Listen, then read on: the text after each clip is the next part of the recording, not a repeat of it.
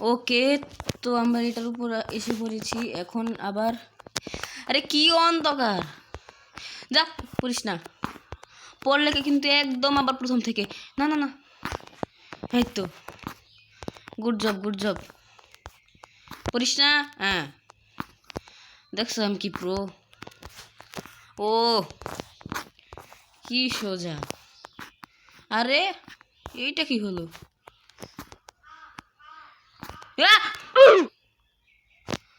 ও আচ্ছা, এখানে দাঁড়ায় থাকতে হয় না।